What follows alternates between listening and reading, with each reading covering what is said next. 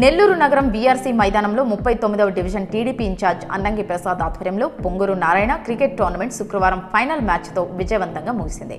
ఫైనల్స్లో నవాజీ, లగాన్ టీంలు హోరాహోరీగా తలపట్టాయి. క్రీడాకారులు ఎంతో ఉత్సాహంగా ఆడారు. ఫైనల్స్లో విజేతగా నవాజ్ 11 టీం నిలవగా రన్నరప్గా లగాన్ టీం విజయం సాధించింది. ఈ కార్యక్రమానికి ముఖ్య అతిథిగా రాష్ట్ర పురపాలక పట్టణాభివృద్ధి శాఖ మంత్రి డాక్టర్ పొంగూరు నారాయణ సతీమణి పొంగూరు రమాదేవి విచ్చేశారు.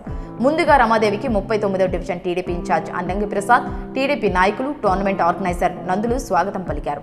టోర్నమెంట్ విజేతలకు ట్రోఫీతో పాటు విన్నర్ నవాజ్ 11 టీంకి 20,000 రూపాయల నగదు బహుమతి, రన్నర్ లగాన్ టీంకి 10,000 రూపాయల నగదు బహుమతిని రమాదేవి అందజేసి అభినందించారు. నారాయణ క్రికెట్ టోర్నమెంట్ ఫైనల్స్ లో పాల్గొనడం చాలా సంతోషంగా ఉందన్నారు.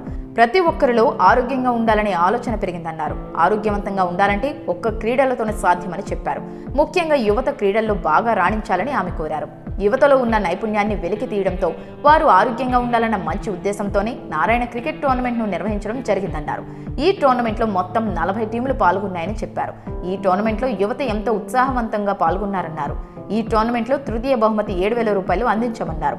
యువత క్రీడల్ని స్ఫూర్తిగా తీసుకోవాలన్నారు. యువతలో స్నేహభావం పెరగడం కోసం, ఒకరితో ఒకరికి సమన్వయం ఏర్పడడం కోసం నారాయణ క్రికెట్ టోర్నమెంట్ ఒక మార్గమన్నారు. ఈ టోర్నమెంట్లో పాల్గొన్న ప్రతి ఒక్కరికి ప్రత్యేక ధన్యవాదాలు తెలిపారు రమాదేవి. ఎంకరేజ్మెంట్గా, పిల్లలకి ఎంకరేజ్మెంట్గా ఉంటుందని చెప్పేసి ఈ పొంగూరు నారాయణ క్రికెట్ టోర్నమెంట్ని కండక్ట్ చేయడం జరిగింది.